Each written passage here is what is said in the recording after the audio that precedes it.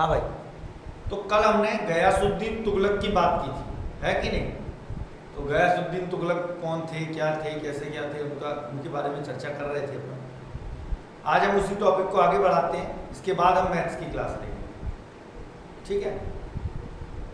तो कल हमने गयासुद्दीन तुगलक के बारे में पढ़ा। गयासुद्दीन तुगलक जो है वो गाजी मलिक के नाम से शासक बना था। मलिक तुगलक गाजी के नाम से। ये माइक ऑफ कर दो यार, माइक ऑफ करो गगन।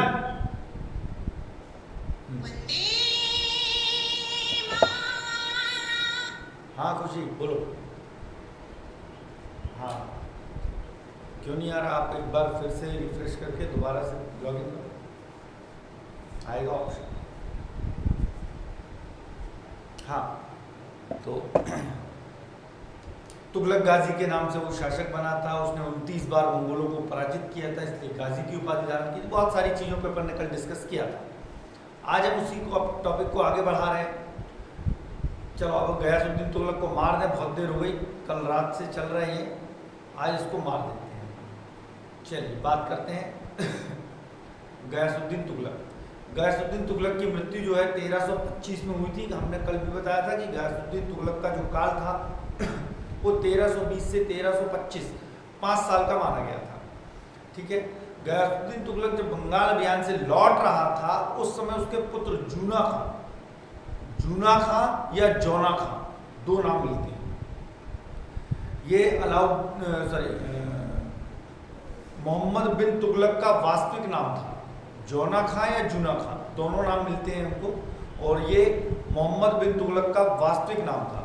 तो मोहम्मद बिन तुगलक ने यानी कि जूना खां ने अहमद अयाज से आगरा में एक महल बनवाया था, लकड़ी का महल बनवाया था।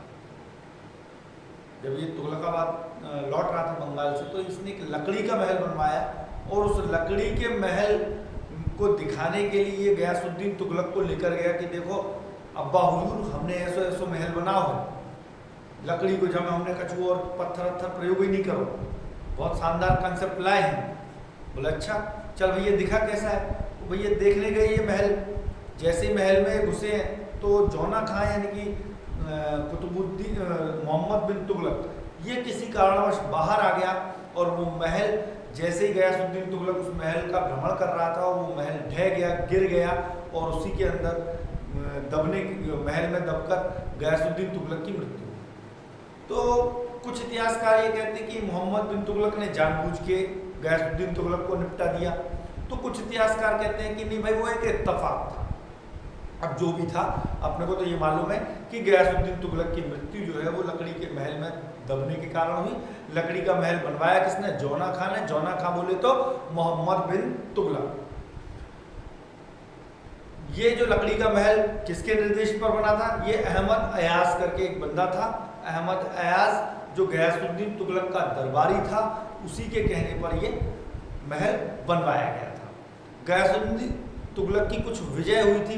जो प्रमुख विजयों की बात हम करें तो देखें, गयासुद्दीन तुगलक ने वारंगल तेलंगाना को जीता था। तेलंगाना को जीता था इसने कब? 1321 में, ठीक है? उसके बाद इसने उड़ीसा को जीता, इसने बंगाल को जीता। बंगाल को जीतने के बाद ही लौटा था ये। फिर तिरहुती विजय, तिरहुती ये भी बंगाल वाले क्षेत्र में ही है। इसने मंगोलों को भी पराजित किया था, मंगोलों को भी जीता था। तो इस तरह से ये इसकी प्रमुख विजय थी। गयासुद्दीन तुगलक का जो मकबरा बना है वो तुगलकाबाद दिल्ली में बनाया गया। देखो अभी आपको जो कल अपन बात कर रहे थे कि रोमन शैली की बात कर रहे थे। देखो ठीक पीछे गयासुद्दीन तुगलक का जो मकबरा बना है उसमें आप देखो रोमन शैली का प्रयोग किया गया है, जिसमें चौकोर दरवाजे बनाए गए हैं, मतलब चौकोर वो बनाया गया और उसके ऊपर गुंबद का प्रयोग किया गया। तो ये रोमन शैली का दरवाजा जो है इसका गयासुद्दीन तुगलक का जो मकबरा बनाया गया है, ये मोहम्मद बिन तुगलक ने बनाया था, ठीक है? बात समझ में आ गई यहाँ तक? अब ये तो हो गया हमारा गयासुद्दीन तुगलक खत्म, ठीक है कि बोलो हाँ। तो गयासुद्दीन तुगलक जो है यहाँ से अपना निपट गया। भैया ये देखो, ये गुम्बद है इसके अंदर, ये वाली है ना। तो ये गुम्बद नुमा आकृति जो ली गई थी ये रोमन शैली से ली गई थी। आगे हम बात करेंगे। आगे आता है मोहम्मद बिन तुगलक या जौना खां, जिसे हम जूना खां के नाम से भी जानते हैं। मोहम्मद बिन तुगलक, जूना खां या जौना खां, इसका जो शासनकाल रहा है ये 1325 से 1351 वर्ष तक रहा। 1325 ईस्वी से 1351 ईस्वी तक ये मोहम्मद बिन तुगलक का शासनकाल रहा। मोहम्मद बिन तुगलक के बारे में बहुत सारी भ्रांतियां हैं, बहुत सारी कहावतें हैं। कई जगह इसे बुद्धिमान मूर्ख शासक भी कहा गया, कई जगह इसे मूर्ख शासक भी कहा गया, कई जगह इसे अत्यंत उत्साहित शासक भी कहा गया, जो अति उत्साह में गलत काम कर जाते हैं, अति उत्साह में आ जाते हैं और अपने बहुत ज़्यादा बड़ा रिस्क ले जाते हैं। अति उत्साहित शासक भी इसको कहा गया है। तो मोहम्मद बिन तुगलक यानी कि जूना खां इसका वास्तविक नाम था। आगे हम बात करेंगे मोहम्मद बिन तुगलक की। तो गयासुद्दीन तुगलक, गयासुद्दीन की मृत्यु के बाद उसका उत्तराधिकारी जूना खां यानी कि मोहम्मद बिन तुगलक के नाम से दिल्ली की गद्दी पर बैठा। गयासुद्दीन तुगलक की मृत्यु के बाद उसका पुत्र जो था जौना खां, ये राजगद्दी पे बैठा किस नाम से? मोहम्मद बिन तुगलक के नाम से। अभी अपन ने थोड़ी देर पहले डिस्कस किया था कि मोहम्मद बिन तुगलक अर्थात जूना खां। मोहम्मद बिन तुगलक का जो उपाधि मिलती है, यहाँ पर लिखा हुआ मूल नाम, तो कई जगह उसे मूल नाम कहा गया और कई जगह उपाधि कही गई है कि उलूग खां। जौना खां, उलूग खां, वो उलूगू खां था, ये उलूग खां था। उलूगू खां कौन था? कोई बता सकता है? उलूगू खां किसका नाम था? उलूगू खां, उलूगू खां किसका नाम? यस, अलाउद्दीन खिलजी का जो नाम था वो उलूगू खां था और ये था उलूग खां। ठीक है। इसका नाम जौना खां या जूना खां भी मिलता है। मोहम्मद बिन तुगलक ये सबसे ज्यादा विवादास्पद शासक रहा। विवादास्पद शासक क्यों रहा? क्योंकि इसने क्या किया, अपने शासनकाल में कुछ योजनाएं चलाई। हमने अभी थोड़ी देर पहले कहा था अति उत्साही, बुद्धिमान मूर्ख शासक। बुद्धिमान क्यों कहा गया? क्योंकि इसने जो योजनाएं चलाई थी वो तो बहुत शानदार थी। इसकी जो योजनाएं थी वो बहुत शानदार थी, लेकिन उन योजनाओं का इम्प्लीमेंट इसने किया वो गलत तरीके से कर दिया या गलत समय पर कर दिया। किस्मत ने इसका साथ नहीं दिया। तो इसने इस तरह की 5 प्रमुख योजनाएं चलाई थी जिसके कारण इसे बुद्धिमान मूर्ख शासक कहा गया। क्यों बुद्धिमान? इसलिए कहा गया कि योजनाएं बहुत अच्छी थी। मूर्ख इसलिए कहा गया कि कह सकते हैं समय ने इसका साथ नहीं दिया या इसके जो डिसीजन थे वो समय के अकॉर्डिंग नहीं थे। डिसीजन अच्छे थे लेकिन समय के अकॉर्डिंग नहीं थे। तो कहते हैं ना समय के अनुसार काम करना चाहिए आदमी, तो वो चीज़ इसने नहीं किया। तो इसने ऐसी 5 योजनाएं चलाई थी। पहला था दोआब क्षेत्र में कर वृद्धि। दोआब क्षेत्र, दोआब क्षेत्र किसको बोलते हैं? ये पवन,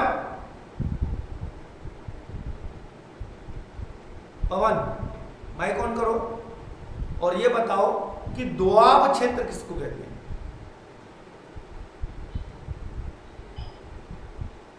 पवन को नहीं मालूम। चलो उसके बाद है संस्कार। दोआब क्षेत्र किसको कहते हैं?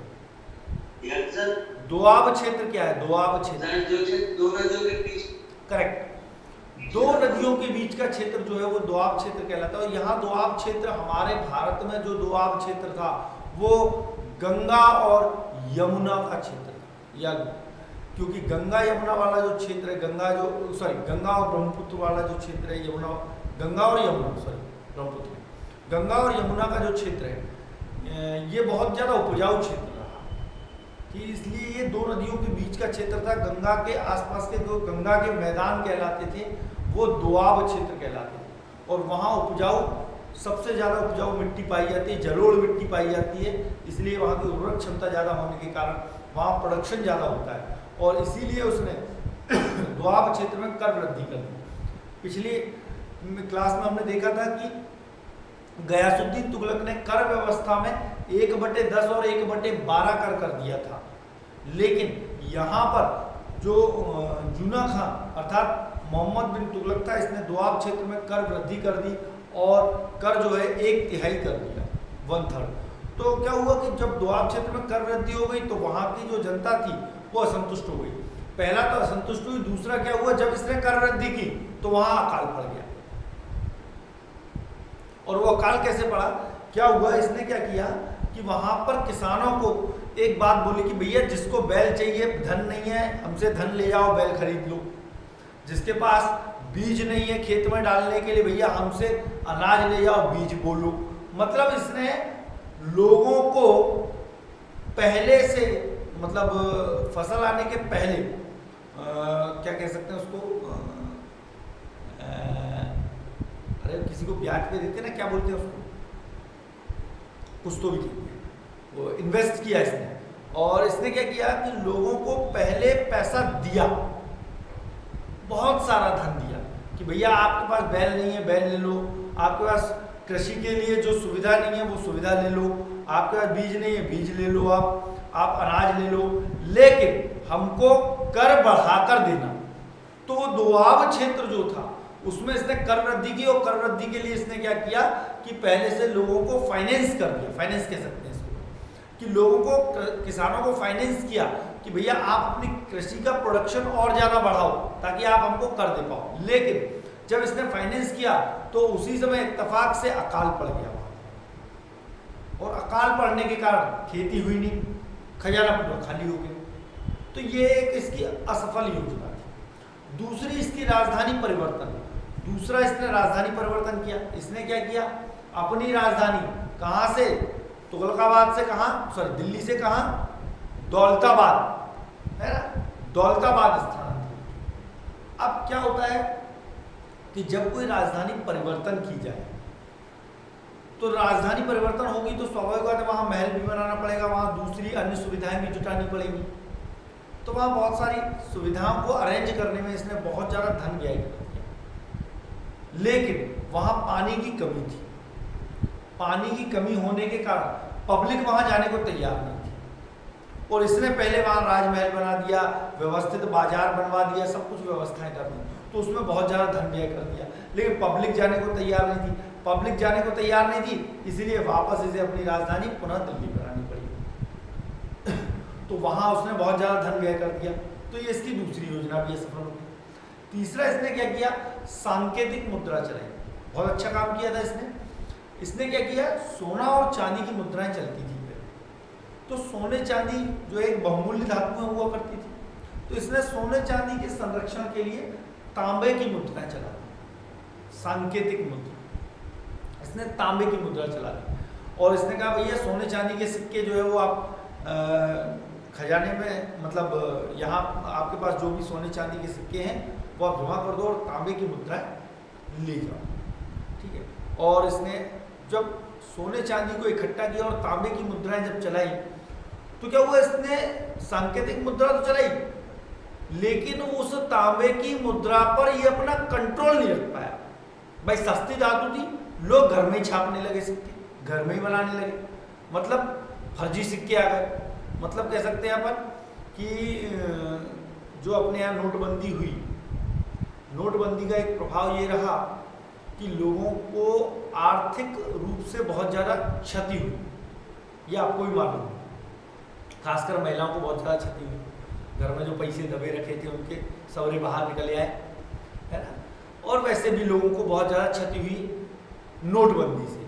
तो यही उसने किया था, नोटबंदी। आपको याद हुआ कि जिस समय 25 पैसे और 50 पैसे का सिक्का बंद किया गया था, उसका बहुत ज़्यादा विरोध हुआ था, क्योंकि अर्थव्यवस्था पर सिक्के या किसी भी मुद्रा के प्रचलन के बंद करने से, क्योंकि जो सिक्का बंद हो गया और जो डंप हुआ वो हमारी अर्थव्यवस्था में काउंट हो रहा है, भले ही वो सिक्के किसी घर में डंप हो गए। तो ऐसे ही हुआ कि इसने जब सांकेतिक मुद्रा चलाई तो वो मुद्रा लोग टकसाल घर में ही छापने लगे, घर में ही सिक्के बनाने लगे। तांबा सस्ता था, लोग घर में सिक्के बनाने लगे। तो जब घर में सिक्के बनाने लगे तो ये अर्थव्यवस्था चरमराने लगी, और अर्थव्यवस्था चरमराई तो इसकी ये योजना भी खत्म हो गई। चौथा इसने क्या किया, खुरासान अभियान। इसने क्या किया कि खुरासान पर आक्रमण करने के लिए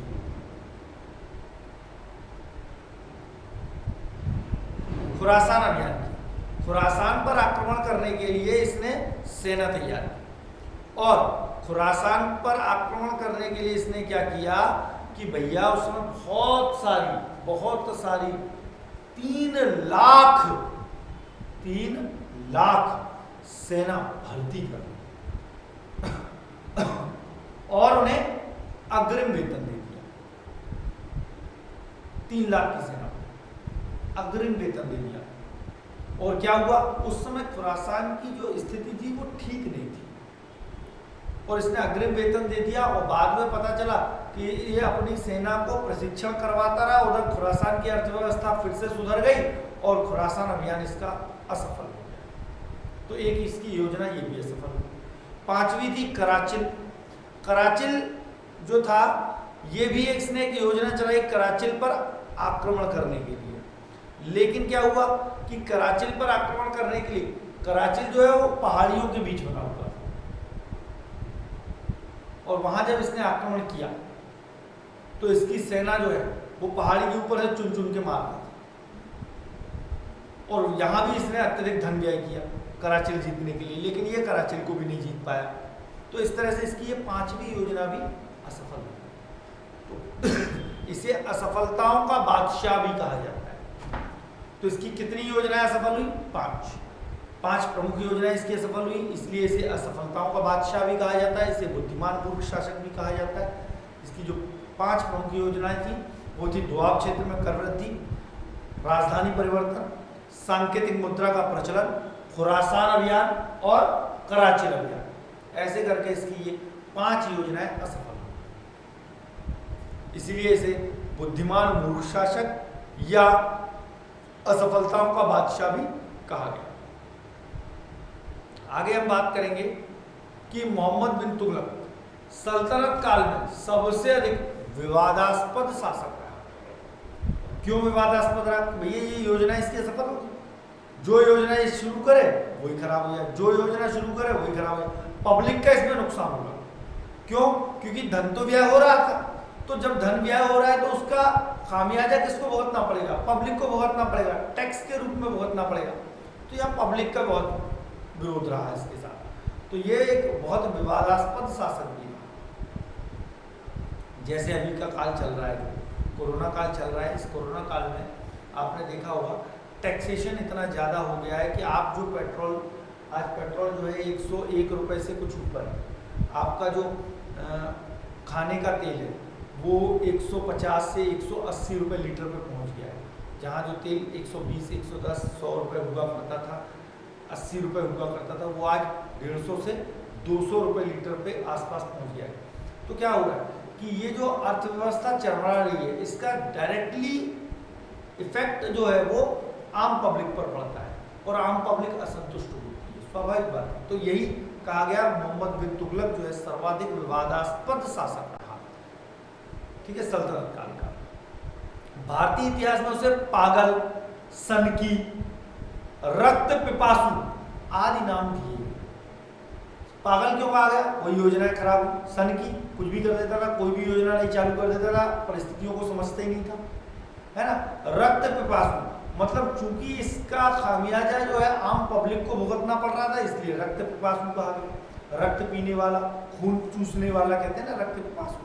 तो इस तरह से इसे अलग अलग नाम दिए जाते हैं। उसे अपनी सनक भरी योजनाओं के कार्यों व दूसरों को दुख सुख के प्रति उपेक्षा भाव रखने के कारण स्वप्नशील, पागल और रक्त पिपासु कहा गया। ये अभी बात अपन ने की। अगला पॉइंट आता है, यह प्रथम सुल्तान था जिसने योग्यता के आधार पर लोगों को पदों का आवंटन किया। हाँ, एक काम इसने बहुत अच्छा किया कि इसने जो अपने शासनकाल में जितने भी लोगों को रखा, जितने भी पदाधिकारी बनाए, उन सारे पदाधिकारियों को इसने योग्यता के आधार पर लिया, ना कि तू भैया तू कौन, फलाने को रिश्तेदार, आ जा, लालू भाई को रिश्तेदार है, वो बोले लालू का रिश्तेदार है तो रेलवे में भर दो, और मतलब मोदी का रिश्तेदार है तो कहीं और भर दो, शिवराज का रिश्तेदार है तो कुछ और जॉब में लगा दो। तो वो कंडीशन नहीं की। सर आवाज कट रही है, बहुत कट रही है। अभी प्रॉपर आ रही है आवाज की नहीं? अच्छा, और किसी को आवाज कट ब्रेक होके आ रही है क्या?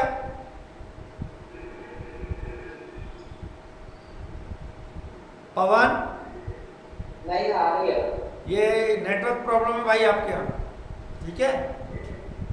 तो इस तरह से ये जोना खां जो था ये शासक रहा जी। कृषि के विकास के लिए इसने अमीर ए कोही नामक एक नए विभाग की स्थापना की। अमीर ए कोही ये नया विभाग बनाया। ये अमीर ए कोही जो हुआ करता था ये कृषि विभाग का, कृषि मंत्री कह सकते हैं इसको कि कृषि मंत्री हुआ करता था। अब अमीर ए कोही का काम क्या था? अमीर ए कोही जो करता था कि भैया जिस किसान के पास फाइनेंस की सुविधा नहीं है, अभी अपन ने थोड़ी देर पहले बात की थी दोआब क्षेत्र में कर रहे थे, तो जिस किसान के पास, बेटा ऑडियो ऑफ करें, हाँ, जिस किसान के पास फाइनेंस की सुविधा नहीं होती थी, ये सौरभ माइक ऑफ करो, अरे माइक ऑफ कर लो।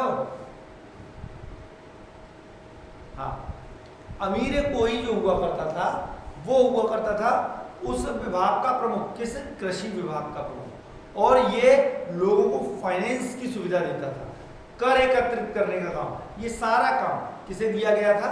अमीर कोही। अलाउद्दीन खिलजी ने फतवा ए जहांदारी से मोहम्मद बिन तुगलक, सॉरी जियाउद्दीन बर्नी, जियाउद्दीन बर्नी की एक रचना है फतवा ए जहांदारी। जियाउद्दीन बर्नी की बहुत प्रमुख रचना है, कल भी हमने जियाउद्दीन बर्नी की बात की थी। जियाउद्दीन बर्नी की एक रचना है फतवा ए जहांदारी, जिससे हमें मोहम्मद बिन तुगलक की उन 5 योजनाओं की विस्तृत जानकारी मिलती है जिनमें वो असफल रहा। तो कभी क्वेश्चन आ जाता है कि किस पुस्तक से हमें मोहम्मद बिन तुगलक की असफल योजनाओं की जानकारी मिलती है, तो वो फतवा ए जहांदारी। फतवा ए जहांदारी के राइटर कौन थे? जियाउद्दीन बर्नी। फतवा ए जहांदारी के राइटर कौन थे? जियाउद्दीन बर्नी, ये राइटर थे इसके। आगे हम बात करें इब्न बतूता। अब गाना मत गाना कि इब्न बतूता बगल में जूता, ऐसा करके एक गाना भी हमने सुना था, है ना, ऐसा कोई गाना भी है ना? किसके? बताओ कौन सा पॉइंट छूटा? उसके बाद जिसने जो तनकी और बड़ी योजना पूरा नीचे का था ना, जो लगते हैं के पास लिखा आ गया। हाँ तो देखो वो आप अपने हिसाब से लिख लो यार। ये जो महत्वपूर्ण प्रश्न था इसमें अमीर कोही था कि भैया अमीर कोही विभाग की रचना की थी इसने। जियाउद्दीन बर्नी की रचना थी, तो जियाउद्दीन बर्नी की फतवा ए जहांदारी ये प्रमुख रचना थी इसकी, है ना।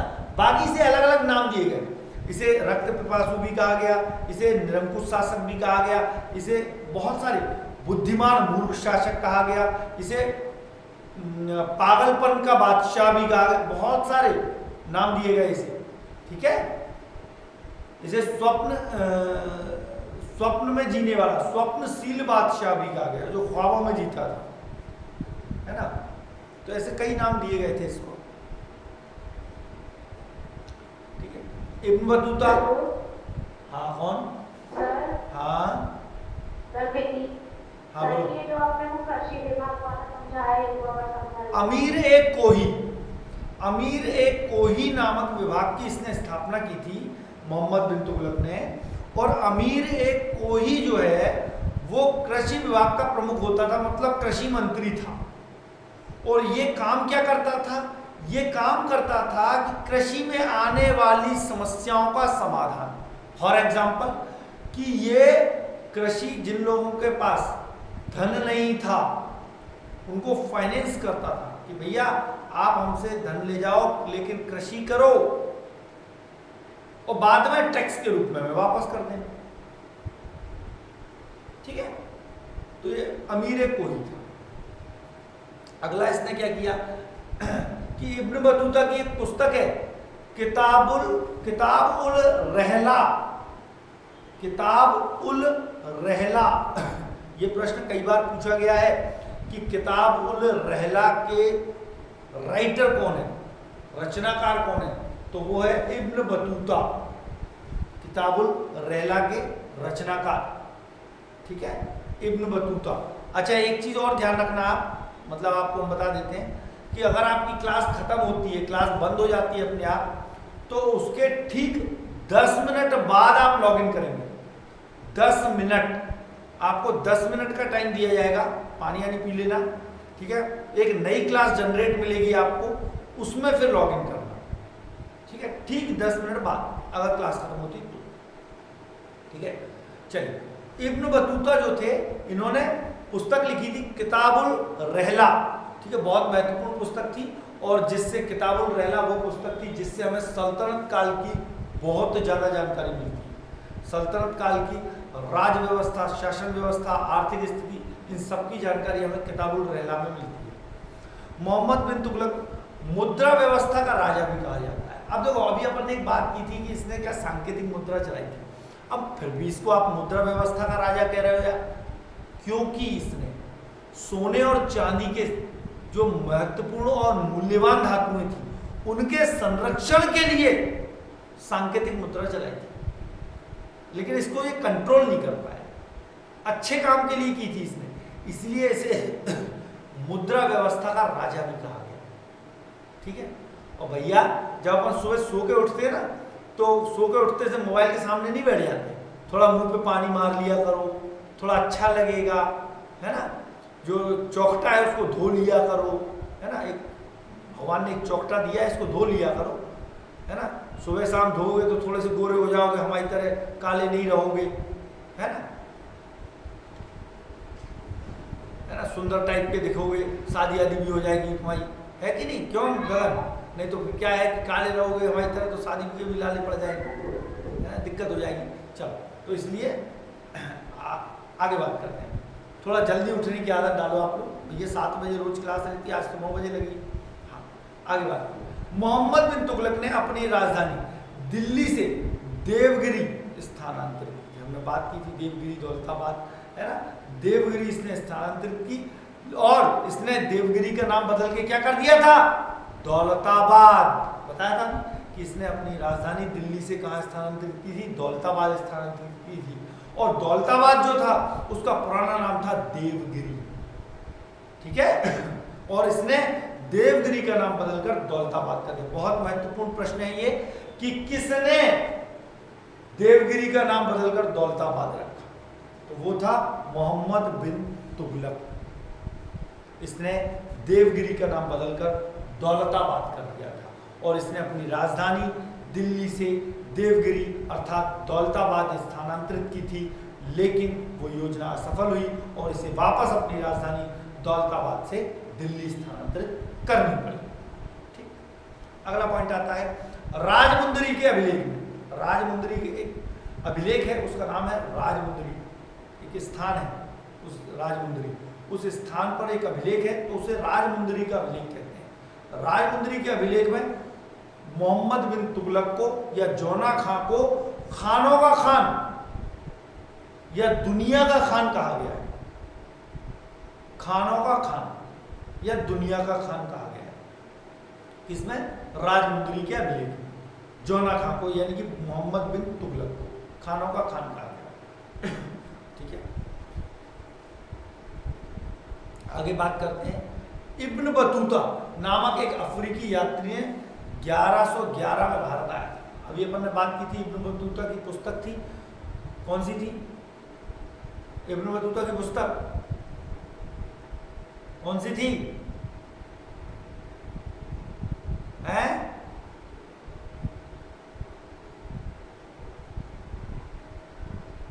किताबुल रहला। अब भी पढ़ाया, इब्न बतूता की पुस्तक थी किताबुल रहला। ठीक है, तो ये 1111 में जो है भारत आया था, और ये कहाँ से? अफ्रीका से भारत आया था। और दिल्ली के सुल्तान मोहम्मद बिन तुगलक ने इसे काजी बनाया था। दिल्ली का काजी जो होता है धर्मगुरु, काजी इस्लाम में काजी होता है धर्मगुरु। जैसे हिंदू धर्म में शंकराचार्य होते हैं धर्मगुरु, उपाधि है ये। ठीक है, काजी एक उपाधि थी। और इसने इब्न बतूता को दिल्ली का काजी नियुक्त किया था, यानी कि धर्मगुरु नियुक्त किया था। किसने? मोहम्मद बिन तुगलक ने। ठीक है 1342 में इब्न बतूता को इसने कहाँ? चीन भेजा था अपना राजदूत बनाकर। इब्न बतूता को इसने चीन भी भेजा था अपना राजदूत बना के। किसको? मोहम्मद बिन तुगलक ने इब्न बतूता को कहाँ भेजा था? चीन भेजा था। कब? 1342 में। और ये जो लिखा हुआ है अफ्रीकी यात्री, ये 1111 जो लिखा हुआ है ये गलत लिखा है। ठीक है, ध्यान रखना। ठीक है, ये गलत है, ये 1341 है। ये 1341 है, 1341 में ये भारत आया। ठीक है, 1111 में नहीं आया, 1341 में आया। ठीक, आई बात। तो इब्न बतूता जो है वो उसको इसने चीन भेजा था अपना राजदूत बनाकर। किसने? मोहम्मद बिन तुगलक ने। आगे बात करें तो इब्न बतूता की पुस्तक रहला, किताबुल रहला। ठीक है, रहला में मोहम्मद बिन तुगलक शासनकाल की घटनाओं का वर्णन मिलता है। इस पुस्तक में इब्न बतूता के विदेशी व्यापार, विदेशी व्यापारियों से आगमन, डाक चौकियां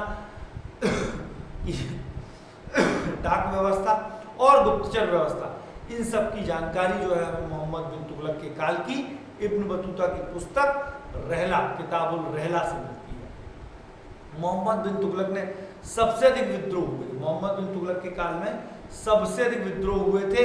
और ये विद्रोह जो है, विद्रोह क्यों हुए? क्योंकि इसकी जो योजनाएं थी वो असफल हुई, खराब हो गई, बेकार हो गई, सही समय पर सही डिसीजन नहीं था, लोग परेशान थे, पब्लिक परेशान थी, तो पब्लिक विद्रोह कर दी। तो वहां के जो सरदार थे, जो वहां के गवर्नर्स थे, उन्होंने विद्रोह कर दिया और मोहम्मद बिन तुगलक की सत्ता स्वीकार करने से मना कर दिया और अपनी स्वयं की सत्ता स्थापित। और इस तारतम्य में सबसे पहले जो स्वतंत्र हुआ था दक्षिण भारत में, और दक्षिण भारत में स्वतंत्र होने वाला पहला राज्य था विजयनगर साम्राज्य। विजयनगर साम्राज्य की स्थापना की थी हरिहर और बुक्का। ये दो भाई थे, हरिहर और बुक्का। इन्होंने विजयनगर साम्राज्य की स्थापना की थी। ठीक है, कहां? दक्षिण भारत में। दक्षिण भारत में जोना खां के विद्रोह करके अब एक नए साम्राज्य की स्थापना की। उनके सामंत थे हरिहर और बुक्का, जिन्होंने एक विजयनगर साम्राज्य की स्थापना की।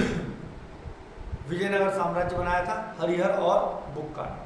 27 विद्रोह अकेले दक्षिण भारत में हुए थे। इतने ज्यादा विद्रोह हुए थे, लोग पब्लिक इससे इतनी ज्यादा परेशान थी कि 27 विद्रोह अकेले दक्षिण भारत में हुए थे। 1336 में दक्षिण भारत में हरिहर और बुक्का, दो स्वतंत्र जो सामंत थे, इन्होंने स्वतंत्र राज्य की स्थापना की। अब भी हमने बताया कि भैया हरिहर और बुक्का इन दोनों ने स्वतंत्र साम्राज्य विजयनगर साम्राज्य की स्थापना की। बहुत महत्वपूर्ण प्रश्न है, कहीं आ जाता है कई बार कि विजयनगर साम्राज्य की स्थापना किसने की? तो हरिहर और बुक्का विजयनगर साम्राज्य के संस्थापक थे। अगली बात करते हैं 1347 में महाराष्ट्र के अलाउद्दीन बहमत शाह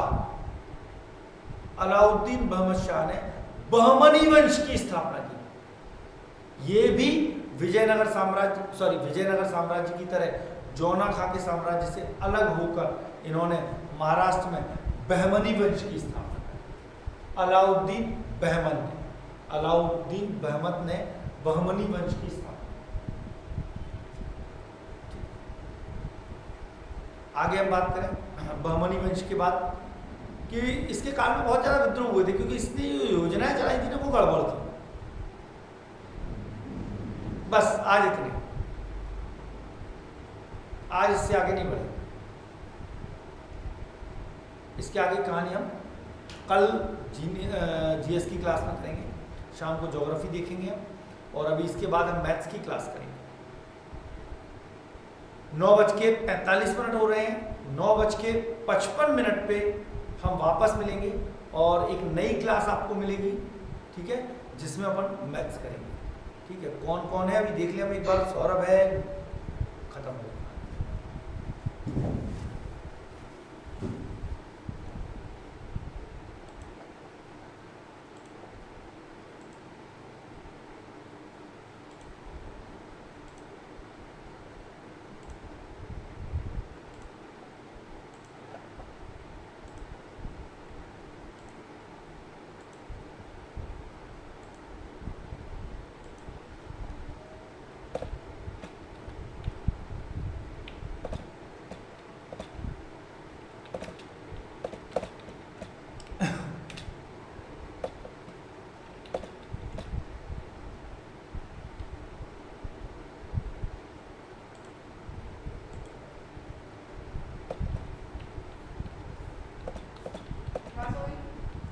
हाँ, मैथ्स की क्लास पहले तुम ले रही ले रही क्या? हाँ ले लो, तो मैं तुम्हारी, हाँ पहले मैं तुम्हारी क्लास बना देता हूँ। 10 मिनट बाद है।